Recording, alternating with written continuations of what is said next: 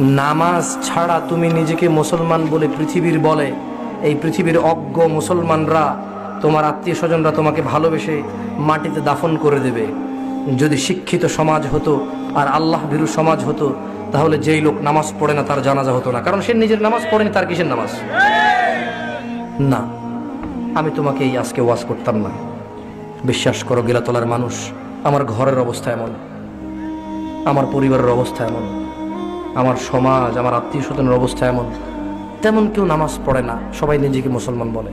মসজিদে টাকা দেয়, তারপর ইয়েতিমখানায় টাকা দেয়, পোল করে দিচ্ছে, ওয়াজ মাহফিলে নাম লেখায় 10,000, 20,000, 50,000 টাকাও দেয়, কিন্তু নামাজ পড়ে না।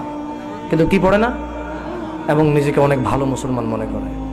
বিশ্বাস করো ওয়াল্লাহি গিরাতলার মানুষ, যদি আমার পরিবারে 5 ওয়াক্ত নামাজি হতো আমি তোমাকে বলতাম না। আমার দুঃখ লাগে, আমার দুঃখ লাগে।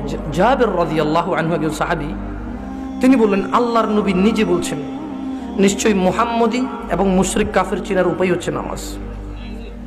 আমি এখানে কি করতে পারি বলো? একজন হুজুর হিসেবে আমি তোমাকে পড়ে শোনাতে পারি, এখন আমার পক্ষে তো সম্ভব না তোমাকে মুসলমান বলা, বা তোমার পক্ষেও সম্ভব না নিজেকে মুসলমান বলা।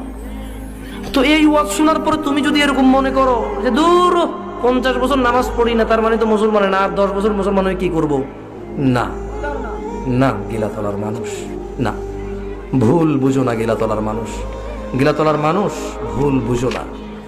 তোমার 70 বছরের গুনাহ কার সাথে? তোমার 100 বছরের গুনাহ কার সাথে?